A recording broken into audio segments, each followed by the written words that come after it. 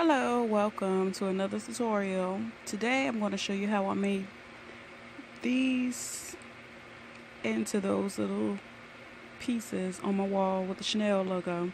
I first started out by painting with some white flat base paint I had around the house. And what I did was I did one coat, I let that dry, then I came back and I added a second coat to even it out. And it didn't take much time, and it actually came out pretty good. And I just let that sit and dry as well. That's my second coat right there. And once they dried, this is my finished product. So to achieve the look I was going for, I went online to pull up an image. However, I was very impatient and didn't move adjust the size of the image, so I chose to draw one on my own. And here I was just showing you, just in case if your backing is off a little bit, just add some hot glue to it in sections. Yeah, so that's basically what I did to secure that before I continue with the project. But anyway, back to my logo. I ended up sketching one out. As you can see, it's not perfect.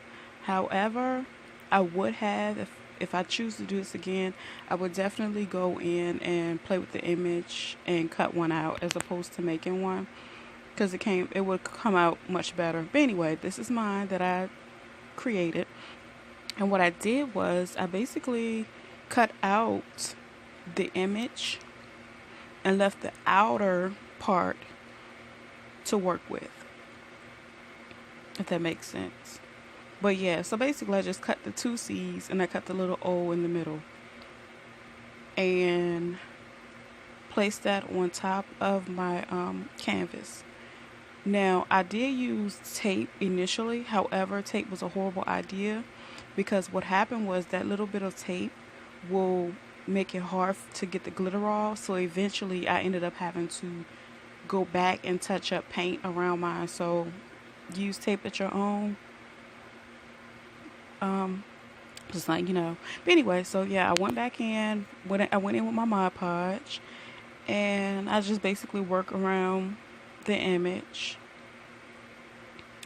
Because I use such a tiny brush, it took me a little while to go around the image.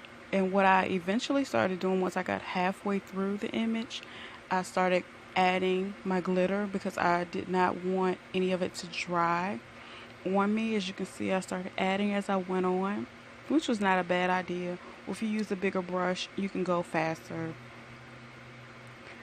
Okay, so after doing that and making sure I covered it very well, that's what I ended up with. And as you can see at the top, that's where my tape ended up on my canvas. But anyway, I ended up adding, well, I let it dry fully. Then I came back to it and I added a thin layer of the Mod Podge on both canvases. And to get the glitter off, I tried to wipe it off, but that didn't work.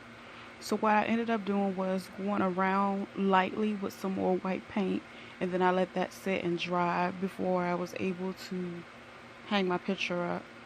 So yeah, I had to pretty much go back and clean up the edges. When I used tape, you could tell the difference. But this is my picture with my last coat of Mod Podge.